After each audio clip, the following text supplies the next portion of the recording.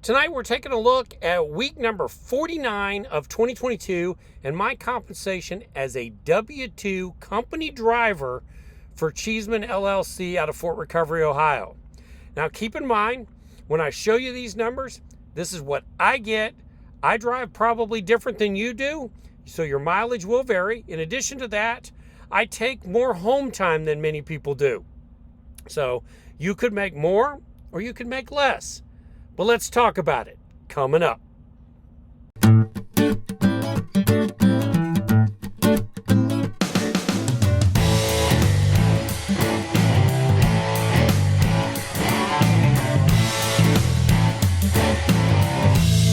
After a weekend at home to recharge my batteries, resupply the truck, it was time to head out again.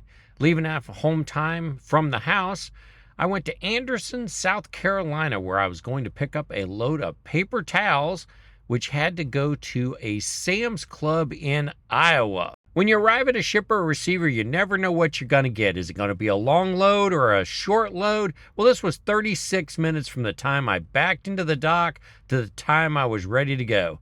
It's a load of paper towels, so it's nice and light. This is going to be an easy run out to Ames, Iowa. I can't deliver until 0700 tomorrow morning, so I spent the night in Brooklyn, Iowa's Flying J. Across the street, you'll see that Ferris wheel lit up. That's an amusement park. I think they're probably closed for the season.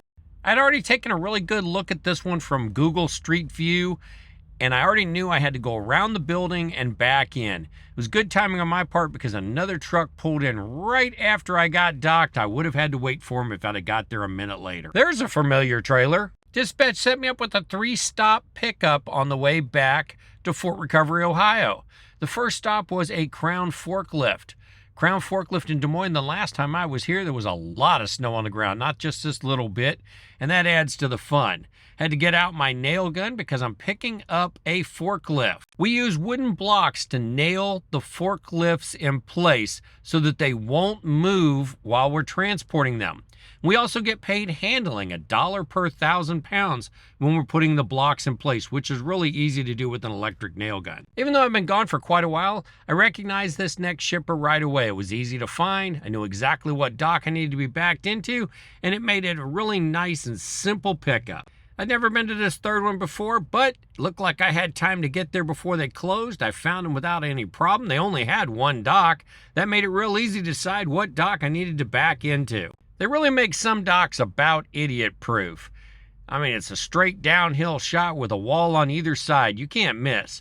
Cargo was only a single pallet. There was supposed to be another 10,000-pound forklift on this particular load, but it didn't work out. They didn't have it ready. Drivers who have worked for other companies have told me about the complicated and lengthy inbound procedures that they have to go through when they get to their home terminal. Our inbound procedure is just a little bit less difficult. You got to drive in, open your doors, back your trailer into a dock, give your trailer a quick post-trip inspection, and remember what dock number you put the trailer before you head upstairs to dispatch to get your next load. That's right, walk into dispatch and they'll ask you where you want to go, what you want to do. Just had the perfect load for me. It was a multi-stop load that included a stopover at the house for the weekend. Remember that Murrayville location from last week? Yep, I was going there again. But you know what? When you've already been to a place, it gets even easier, even if there is a difficult back. I didn't have any trouble backing in because I've already done it before. I did have a few more cars to work around, but it was not a problem. Take my time, back right into that dock without tearing up their grass. I actually kind of like this one. It's a good challenge. Every time I go there, it will become easier. A 180-degree back isn't really something that we're taught. We're taught the 90-degree and the parallel park. No surprise, my next stop was Crown Forklift in Duluth, Georgia. Been there multiple times. Went there just last week. Not a problem. What kind of things do we haul? We haul a lot of parts for forklifts,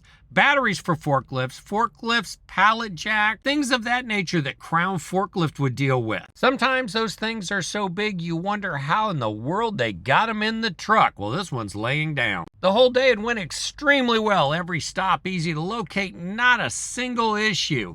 Got the loads off quickly until I got to the last stop before I was going home. It always helps if they finish building the building before you try to deliver there. Fueled twice this week, once at Brooklyn, Iowa, and once at Oakwood, Illinois. I got 8.69 mpg and 6.94 mpg. Looking at the logs for this week, I had 2,700 dispatched miles, 2,644 logged miles, 2,646 odometer miles. I made this page so we could look at home time versus working days. I started here on the 19th. All days in red are days that I was working. All days in green are days that I was at home.